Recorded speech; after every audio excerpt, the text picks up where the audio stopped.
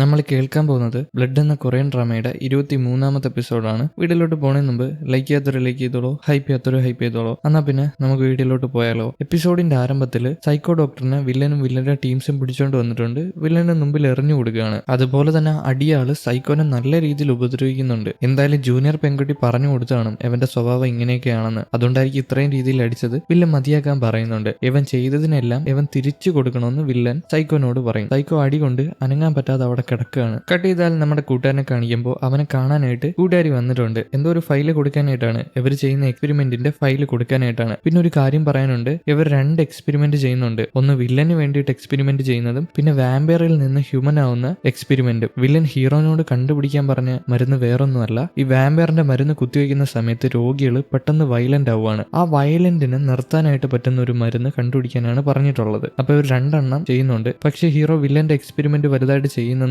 ഇപ്പൊ കൂട്ടുകാരി ആ ഫയലൊക്കെ കൊണ്ടുവന്ന് ഇവന് കൊടുത്തതാണ്. മെയിൽ അയച്ചാൽ മതിയായിരുന്നു, എന്നാൽ ഇവനെ കാണാനായിട്ട് അവള് വന്നതാണ്. എന്തായാലും ആ എക്സ്പെരിമെന്റിനെയൊക്കെ പറ്റി സംസാരിച്ച് കഴിഞ്ഞിട്ട് കൂട്ടുകാരി പോകാനായിട്ട് ഇറങ്ങും. പക്ഷെ കൂട്ടുകാരന് അവളെ വിടാനായിട്ട് ഒരു മനസ്സ് വരുന്നില്ല. അവളോട് അവള് വീട്ടിൽ പോയിട്ട് എന്താ ചെയ്യാൻ പോകുന്നതെന്ന് ചോദിക്കും. അവള് കേഡ്രാമ കണ്ട് ബിയർ കുടിക്കാൻ പോവാണ്. എന്നാ പിന്നെ നമുക്ക് ഇവിടെ നിന്ന് ബിയർ കുടിച്ചൂടെ, ഒരു ക്യാൻ എന്റെ കൂടെ കുടിച്ചാൽ മതി എന്ന് പറഞ്ഞിട്ട് അവൻ അവളെ കൊണ്ട് സമ്മതിപ്പിക്കും. അവൾക്ക് ഇഷ്ടമാണ് അവന്റെ കൂടെ ബിയർ കുടിക്കാനായിട്ട്. അവൾക്ക് അവനോട് സമയം പങ്കിടണമെന്ന് താല്പര്യം ഉണ്ടായിരുന്നു. അതുകൊണ്ട് തന്നെ അവള് സമ്മതിക്കും. എന്നാ പിന്നെ നമുക്ക് രണ്ടുപേർക്കും കൂടെ ഒരുമിച്ച് ബിയർ കുടിക്കാന്ന്. ഈ നേരം ഹീറോയിനെയും കാണിക്കുകയാണെങ്കിൽ ഹീറോ അവിടെ കിടന്ന് ഉറങ്ങിയിട്ടുണ്ട്. ഹീറോയിന്റെ ഒരു പാവക്കുട്ടി ഉണ്ടല്ലോ, ഹീറോ ആദ്യം രക്ഷിച്ച പെൺകുട്ടിയുടെ പേരിട്ട ആ പാവക്കുട്ടീനെയൊക്കെ കെട്ടിപ്പിടിച്ചിട്ട് അവിടെ കിടന്ന് ഉറങ്ങുകയാണ്. ഹീറോയിൻ അവളുടെ ലാപ്ടോപ്പ് നോക്കുന്ന സമയത്ത് ഹീറോ ടൈപ്പ് ചെയ്തില്ലായിരുന്നോ അവളുടെ 100 ക്വസ്റ്റ്യന്റെ താഴെ ഏറ്റവും അവസാനം ഒരു ക്വസ്റ്റ്യൻ, അതിന് ആൻസർ കൊടുത്തില്ലായിരുന്നോ, നീ മരിക്കുന്ന സമയത്ത് നിനക്ക് എന്ത് ചെയ്യാനാണ് ആഗ്രഹമെന്ന്. അതിനകത്ത് എന്തോ ഒരു ആൻസർ അവൻ ടൈപ്പ് ചെയ്ത് വെച്ചിട്ടുണ്ട്, നമ്മളെ കാണിക്കുന്നില്ല. ഇത് കണ്ട് ഹീറോയിൻ ആകെ വിഷമാവും. അവൻ ആ ടൈപ്പ് ചെയ്ത് വെച്ചേക്കുന്നത് പതി എണീറ്റ് അവന്റെ അടുത്ത് ചെന്നിട്ട് അവനെ തലോടി കൊടുക്കുകയാണ്. അവളുമായിട്ട് ബന്ധപ്പെട്ട എന്തൊരു ആൻസർ ആണ് അറിയാൻ പാടില്ല. വീണ്ടും കൂട്ടുകാരെയും കാണിക്കുകയാണെങ്കിൽ അവർ ബിയർ കുടിക്കാനായിട്ട് തുടങ്ങിയിട്ടുണ്ട്. കൂട്ടുകാരനോട് ചോദിക്കും, നീയും ഹീറോയായിട്ട് എങ്ങനെയാണ് പരിചയപ്പെട്ടതെന്ന്. അവൻ പറഞ്ഞു കൊടുക്കും, 7 വർഷങ്ങൾക്ക് മുമ്പാണ് ഇവർ പരിചയപ്പെട്ടത്. ഇവനൊരു പ്രോജക്റ്റ് ചെയ്യുന്നുണ്ടായിരുന്നു വാമ്പയറിനെ പറ്റിയിട്ട്. ഇതിനെപ്പറ്റി ഓരോ ആൾക്കാരോട് പറയുമ്പോഴും ഇവന് ഭ്രാന്താണെന്നാണ് എല്ലാവരും പറയുന്നത്. അങ്ങനെ ഒരു ദിവസം ഇവന്റെ പ്രോജക്റ്റ് അവൻ ഇന്റർനെറ്റിൽ അപ്ലോഡ് ചെയ്തു. അങ്ങനെ ഹീറോ ഇത് കണ്ടിട്ട് അവനെ വിളിച്ചു. ഇവർ ഒരുമിച്ച് എക്സ്പെരിമെന്റ് ചെയ്യാൻ തുടങ്ങി. ഇപ്പൊ 7 വർഷമായിട്ട് ഹീറോന്റെ കൂടാണ് അവൻ. ഇവൻ പറയുന്ന എക്സ്പെരിമെന്റിനെ പറ്റിയും ഇവൻ പറയുന്ന കാര്യങ്ങളെ പറ്റിയും ആകെ ബഹുമാനിക്കുന്നത് ഹീറോ മാത്രമാണ്. ആദ്യമൊക്കെ ഹീറോ വാമ്പയർ ആണെന്ന് അറിഞ്ഞപ്പോൾ ഇവൻ പേടിച്ചിട്ടുണ്ടായിരുന്നു. പിന്നീട് ഹീറോ പാവമാണെന്ന് മനസ്സിലാക്കി ഹീറോന്റെ കൂടെ ചേർന്നു. ഇപ്പൊ ഒരു ബഡീസ് ആണ്. ഹീറോയ്ക്ക് വേണ്ടി ജീവൻ കൊടുക്കാനും ഇവൻ തയ്യാറാണ്. ഇതെല്ലാം കൂട്ടുകാരിയോട് പറയും. കൂട്ടുകാരി ഇതൊക്കെ കേട്ട് അങ്ങനെ ഇരിക്കുകയാണ്. ആ സമയം അങ്ങോട്ട് റോബോട്ട് വന്നിട്ട് പറയും, ഇത്രയൊന്നും കുടിക്കാൻ പാടില്ല, അത് മനുഷ്യ ശരീരത്തിന് കേടാണെന്ന്. ആണോ, എന്നാ പിന്നെ ഞങ്ങൾക്ക് ഒരുപാട് കുടിക്കാൻ പറ്റുമെന്ന് പറഞ്ഞിട്ട് രണ്ടുപേരും കൂടെ കുടിക്കും. പിറ്റേ ദിവസം ആകുമ്പോൾ ഹീറോ വീട്ടിലോട്ട് വരും. വീട്ടിൽ വന്ന് നോക്കുമ്പോൾ എന്താ കാണുന്നത്, കൂട്ടുകാരി ഒരു സോഫയിൽ കെട്ടിപ്പിടിച്ച് കിടന്നുറങ്ങുന്നു. ആ സമയം ഇവർ രണ്ടുപേരും ഞെട്ടി എണീക്കും. നോക്കുമ്പോൾ ഹീറോ ഫ്രണ്ടിൽ നിൽക്കുന്നുണ്ട്. കൂട്ടുകാരി ഞെട്ടിയിട്ട് കൂട്ടുകാരനെ തറയെ തള്ളിയിടും സോഫയിൽ. രണ്ടുപേരും ഒന്നും അറിയാത്ത രീതിയിൽ അവിടെ ഇരിക്കുകയാണ്. അയ്യോ, ഞാൻ അറിയാതെ കയറി വന്നതെന്ന് പറഞ്ഞിട്ട് ഹീറോ അവിടെ നിന്ന് മാറിപ്പോകും. ആ സമയം റോബോട്ട് വന്നിട്ട് കഴിഞ്ഞ രാത്രി നടന്ന കാര്യങ്ങളൊക്കെ സ്ക്രീൻ വഴി കൂട്ടുകാരനും കാണിച്ചു കൊടുക്കും. അവർ രണ്ടുപേരും ആദ്യം ഒന്ന് നാണം കെട്ടെങ്കിലും പിന്നീട് ഇത് കണ്ട് ചിരിക്കും. അപ്പൊ അവര് തമ്മിൽ എന്തോ നടന്നിട്ടുണ്ട്. ഈ സമയം നമ്മുടെ ഹീറോയിൻ ഹോസ്പിറ്റലിൽ വന്നിട്ടുണ്ട്. അവള് കോട്ടൊക്കെ എടുക്കുമ്പോൾ അതിനകത്ത് കൂട്ടുകാരൻ കൊടുത്ത് സ്പ്രേ കിടപ്പുണ്ട്. എന്നാ പിന്നെ ഇത് അടിക്കാന്ന് വെച്ചിട്ട് അവള് സ്പ്രേ അടിക്കും. അതൊരു പെർഫ്യൂമാണ്, നല്ല മണമുള്ള ഒരു പെർഫ്യൂമാണ്. അത് അടിച്ചിട്ട് അവള് വെള്ളം കുടിക്കാനായിട്ട് പോകും. ആ സമയം അങ്ങോട്ട് കൂട്ടുകാരിയുടെ വരും. കൂട്ടുകാരി അന്ന് ഹീറോയിനോട് സംസാരിച്ചിട്ട് പോവാനായിട്ട് നിൽക്കുമ്പോൾ അവള് ചുമക്കുകയാണ്, നല്ല രീതിയിൽ ചുമക്കുന്നുണ്ട്. ഇത് കാണുന്ന ഹീറോയിന് മനസ്സിലായി അവള് വാമ്പയർ ആണെന്ന്. പക്ഷെ ഉറപ്പൊന്നുമില്ല, എന്നാൽ ഒരു ഡൗട്ട് പോലെ. കട്ട് ചെയ്താൽ കൂട്ടുകാരൻ വീട്ടില് ഹീറോന്റെ പഴകിയ ബ്ലഡില്ലേ, കേടായ ബ്ലഡ്, അതെടുത്ത് പരിശോധിക്കുന്നുണ്ട്. അത് പരിശോധിച്ച് അതിന്റെ റിസൾട്ട് വരുമ്പോൾ അത് കണ്ട് അവൻ ആകെ തകർന്ന് നിൽക്കുകയാണ്. എന്താണ് അവൻ അതിനകത്ത് കണ്ടത്, അതൊന്നും നമ്മളെ കാണിക്കുന്നില്ല. പിന്നീട് അവൻ നേരെ പോയി കൂട്ടുകാരിനെയും താടിക്കാരനെയും കാണും. ഇവൻ വിഷമിച്ചിട്ടാണ് കയറി വന്നിരിക്കുന്നത്. ഇത് മനസ്സിലാക്കിയ കൂട്ടുകാരി എന്താ പറ്റിയെന്ന് പറഞ്ഞ് അടുത്ത് വരും. എന്നാൽ അവൻ എന്തോ ഒരു കാര്യം ഡോക്ടറിനോട് പറയുന്നുണ്ട്. അതായത് താടിക്കാരൻ ഡോക്ടറിനോട് എന്തോ ഒരു കാര്യം നമ്മളെ കേൾപ്പിക്കുന്നില്ല. പക്ഷെ അത് ഭയങ്കര വിഷമമായിട്ടുള്ള കാര്യമാണ്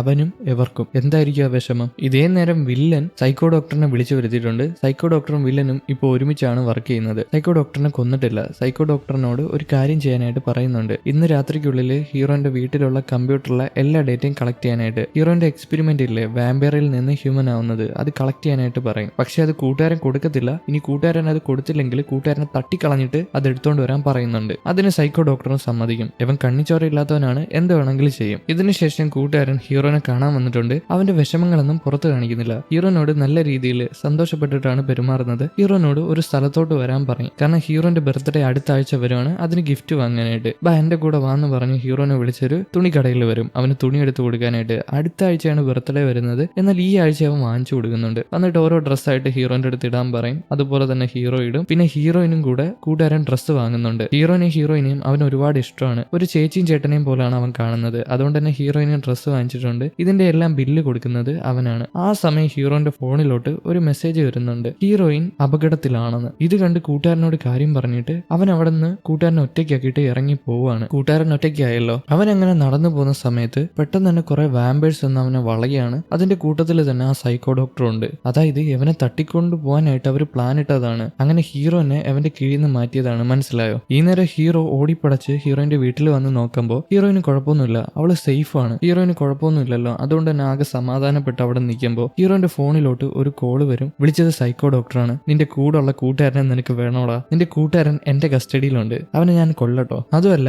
കൂട്ടുകാരൻ്റെയിലോട്ട് ഫോൺ നീട്ടിക്കൊടുക്കും അവനോട് സംസാരിക്കാനായിട്ട്. കൂട്ടുകാരൻ രക്തത്തിൽ കുളിച്ചിട്ടുണ്ട്, അവനെ പൊതിരെ തല്ലിയിട്ടുണ്ട്. കൂട്ടുകാരൻ പറയും, ഇവര് ചോദിച്ചപ്പോൾ ഞാൻ എല്ലാ ഡേറ്റയും കൊടുത്തു, നിന്റെ എല്ലാ ഡേറ്റയും കൊടുത്തു, എന്നോട് അവർ പറഞ്ഞു ഹീറോയിനെയും നിന്നെയും കൊന്നു കളയുന്നു, അതുകൊണ്ടാണ് ഞാൻ കൊടുത്തേന്ന് പറഞ്ഞിട്ട് അവൻ കരയും. അവൻ ക്ഷമ പറയുന്നുണ്ട് ഈ കൊടുത്തതിന്. ഹീറോ സൈക്കോ ഡോക്ടറിനോട് പറയും, നീ അവനെ വല്ലതും ചെയ്യുവാണെങ്കിൽ ഞാൻ നിന്നെ വന്ന് വലിച്ചു കീറിക്കളയും, അവനെ ഒന്നും ചെയ്യല്ലേ എന്ന് പറയുമ്പോൾ സൈക്കോ പറയും, നിനക്കൊരു കാര്യം അറിയാമോ, എന്റെ മണ്ടയിൽ ആരെങ്കിലും ഉള്ളത് എനിക്ക് ഒട്ടും ഇഷ്ടമല്ല. ഇവൻ കോളേജിൽ നല്ല രീതിയിൽ പഠിക്കുമായിരുന്നു, ഞാനായിരുന്നു ടോപ്പർ, പക്ഷേ ഇവൻ അതിനും മണ്ടയിലുള്ള ടോപ്പറാണ്, ഇവന് കുറെ സർട്ടിഫിക്കറ്റ് ഒക്കെ കിട്ടിയിട്ടുണ്ട്, അങ്ങനെയുള്ള ഇവൻ എനിക്ക് മണ്ടയിൽ ജീവിച്ചിരിക്കാൻ പാടില്ല. ഇതും പറഞ്ഞിട്ട് ഫോൺ കട്ട് ചെയ്യാണ്. ഹീറോ ആകെ ടെൻഷനായി ഹീറോയിനെയും വിളിച്ച് ഹീറോന്റെ വീട്ടിൽ വന്ന് നോക്കുമ്പോൾ എന്താ കാണുന്നത്, കൂട്ടുകാരനെ കൊന്നിട്ടേക്കാണ്. സൈക്കോ ഡോക്ടർ അസൂയ മൂത്തിട്ട് കൂട്ടുകാരനെ കൊന്നു കളഞ്ഞു. ഹീറോ ആകെ വിഷമിച്ച് സങ്കടപ്പെട്ട് കൂട്ടുകാരൻ്റെ അടുത്ത് ചെല്ലുകയാണ്. അവനെ വിളിച്ചെണീപ്പിക്കാനായിട്ട് നോക്കുന്നുണ്ട്. എടാ എണീറ്റ്, എന്നെ പറ്റിക്കല്ലേ എന്ന് പറഞ്ഞിട്ട് അവൻ കരയും. ഹീറോയും വന്ന് സമാധാനപ്പെടുത്തും. അവന്റെ അടുത്ത് വന്നിരിക്കുകയാണ്, ഹീറോന്റെ അടുത്ത് ഇരിക്കുകയാണ്. ഹീറോയ്ക്കാണെങ്കിൽ വാശി ഒട്ടും അടക്കാൻ പറ്റുന്നില്ല. ഹീറോയിനോട് പറയും, ഞാൻ വരുന്നത് വരെ ഈ ബോഡിക്ക് ചുറ്റും നീ ഇരുന്നോണം, ഇവനെ ഒറ്റയ്ക്കാക്കിയിട്ട് പോകാൻ പാടില്ല, ഞാൻ ഇപ്പൊ വരാന്ന് പറഞ്ഞിട്ട് പോകാൻ നിൽക്കുമ്പോൾ ഹീറോയിന് മനസ്സിലായി ഹീറോ പ്രതികാരം ചെയ്യാൻ പോവാണെന്ന്. വില്ലൻ അവിടെ ട്രാപ്പ് ഒരുക്കി ഇരിക്കുമായിരിക്കും ഹീറോനെ പിടിക്കാനായിട്ട്. അതുകൊണ്ട് ഇപ്പൊ ചെന്ന് കയറി കൊടുക്കുകയാണെങ്കിൽ അത് വലിയ പണിയാവും. ഹീറോനോട് പോണ്ടാന്ന് അവള് കരഞ്ഞിട്ട് പറയുമ്പോൾ അവൻ കേൾക്കുന്നില്ല. നീ ഇവിടെ ഇരുന്നോണമെന്ന് പറഞ്ഞിട്ട് ഹീറോ നേരെ വില്ലനെ കാണാനായിട്ട് ചെല്ലും. അവിടെ ആണെങ്കിൽ വില്ലൻ കുറെ അധികം വാമ്പേഴ്സിനെ ഒരുക്കി നിർത്തിയിട്ടുണ്ട്. ഹീറോ വന്ന് വില്ലനെ ഉപദ്രവിക്കുന്ന അവൻ അറിയായിരുന്നു,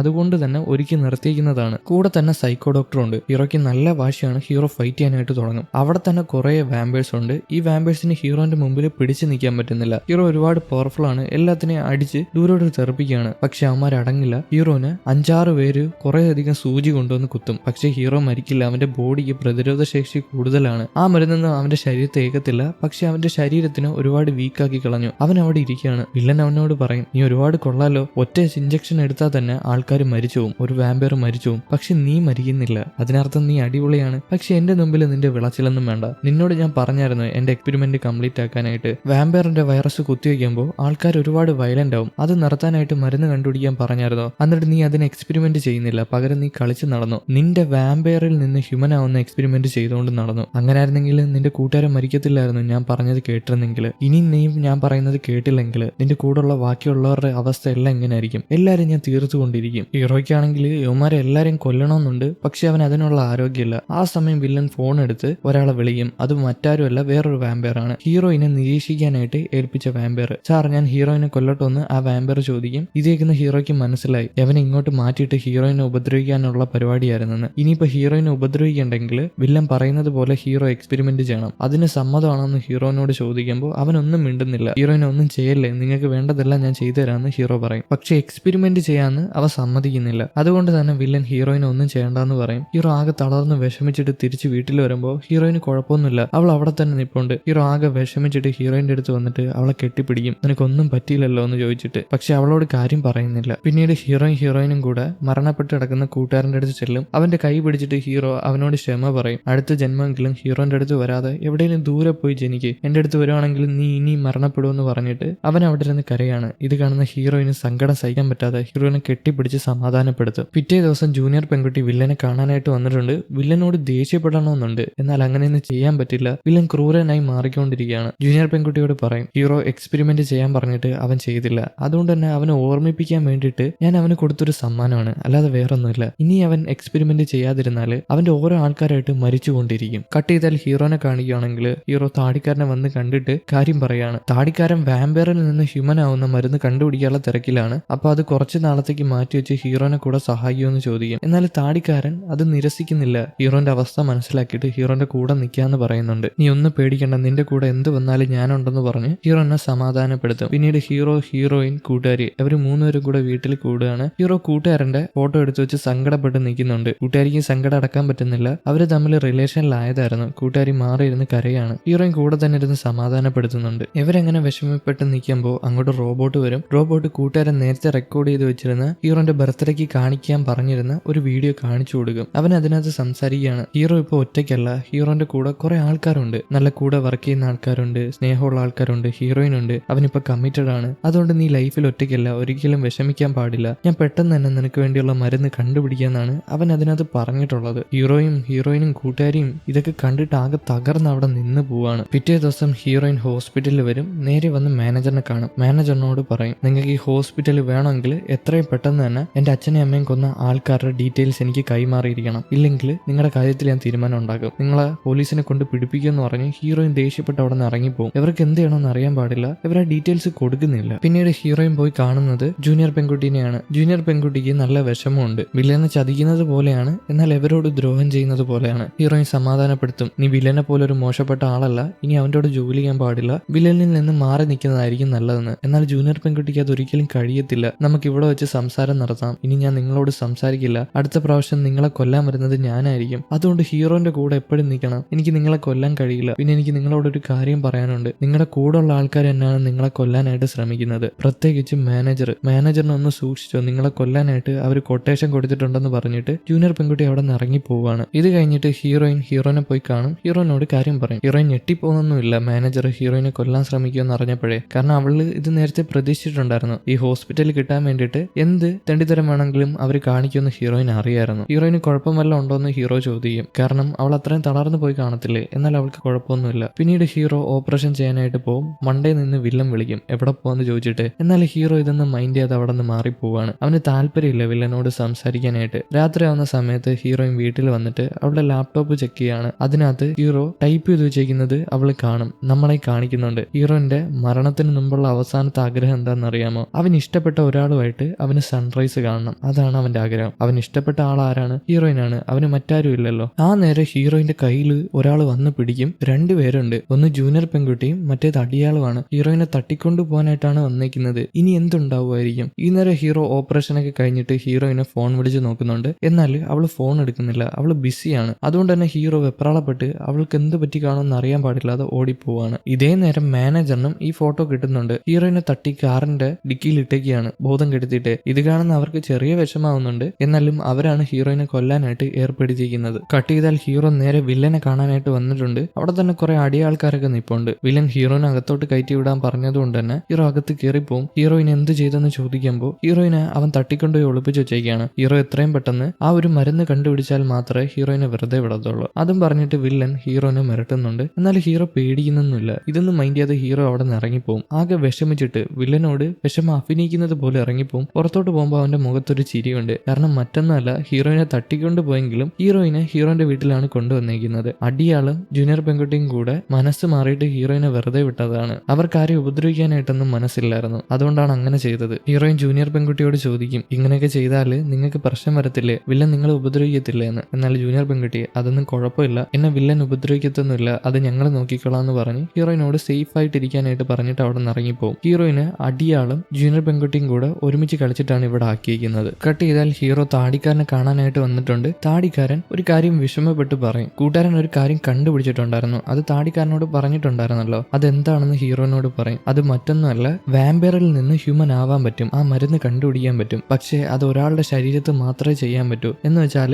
ഒരു സംഭവം ഉണ്ട്, ഞാൻ പറഞ്ഞുതരാം. അതായത് ഇപ്പൊ ലോകത്ത് ജീവനോട് ഇരിക്കുന്ന ജനിച്ചപ്പോഴേ വാമ്പയർ ആയിട്ടുള്ള ഒറ്റ ആള് മാത്രമേ ഉള്ളൂ. അത് ഹീറോ മാത്രമാണ്. അവന്റെ ശരീരം ഒരുപാട് പവർഫുൾ ആണ്. സാധാരണ വാമ്പയറിൽ നിന്ന് രക്തം കുടിച്ച് വാമ്പയർ ആയതിനേക്കാൾ ഒരുപാട് പവർഫുൾ ആണ്. ഹീറോന്റെ നശിച്ചുപോയ ബ്ലഡില് അതിനകത്താണെങ്കിൽ ഒരു ആന്റിബോഡി ഉണ്ടാകുന്നുണ്ട്. ആ ആന്റിബോഡിയിൽ ഒരു പ്രൊട്ടക്ഷൻ ഉണ്ട്. ആ പ്രൊട്ടക്ഷൻ ഭയങ്കര വീക്കാണ്. അത് വെച്ചിട്ട് ഒരു വാമ്പയറിനെ ഹ്യൂമൻ ആക്കാൻ പറ്റത്തില്ല. ആ പ്രൊട്ടക്ഷൻ ഭയങ്കരമായിട്ട് പവർഫുൾ ആക്കണമെങ്കിൽ ഒരു കാര്യം ചെയ്യണം. ഹീറോനെ പോലുള്ള ഒരു വാമ്പയറിന്റെ ദേഹത്ത് മരിക്കണതിന് തൊട്ട് മുമ്പ് ഇത് കുത്തിവെക്കണം. എന്നിട്ട് മരിച്ചതിന് ശേഷം ഈ ഒരു ബ്ലഡ് എടുക്കുകയാണെങ്കിൽ ആ ക്യാപ്സ്യൂൾ ഒരുപാട് പവർഫുൾ ആവും. അതായത് ആ പ്രൊട്ടക്ഷൻ ഒരുപാട് പവർഫുൾ ആവും. അപ്പൊ എന്താ ചെയ്യേണ്ട? ആ മരുന്ന് കണ്ടുപിടിക്കണമെങ്കിൽ ഹീറോ മരിക്കണതിന് തൊട്ട് മുമ്പ് അവന്റെ ദേഹത്ത് ആ കേടായ ബ്ലഡ് കുത്തിവെക്കണം. അതിനുശേഷം മരിച്ചതിന് ശേഷം അതെടുക്കണം. അങ്ങനെയാണെങ്കിൽ ആ മരുന്ന് റെഡിയാണ്. അതൊരു വാമ്പയറിന്റെ ദേഹത്ത് കുത്തിവെക്കുകയാണെങ്കിൽ ചെയ്യുവാണെങ്കിൽ ആ വാമ്പയർ മനുഷ്യനായിട്ട് മാറും. ഇതേ സെയിം കാര്യം തന്നെ സൈക്കോ ഡോക്ടർ കണ്ടുപിടിച്ചിട്ട് വില്ലനോട് പറയും. കാരണം കൂട്ടുകാരൻ്റെ ഇരുന്ന എല്ലാ ഡേറ്റയും അവർ കളക്ട് ചെയ്തില്ലായിരുന്നോ, അതിൽ നിന്ന് കണ്ടുപിടിച്ചതാണ്. ഇപ്പൊ ഇവിടെ ഹീറോ താടിക്കാരനോട് പറയും, എന്ത് വന്നാലും ഞാൻ മരിച്ചിട്ടായിരുന്നാലും ആ ഒരു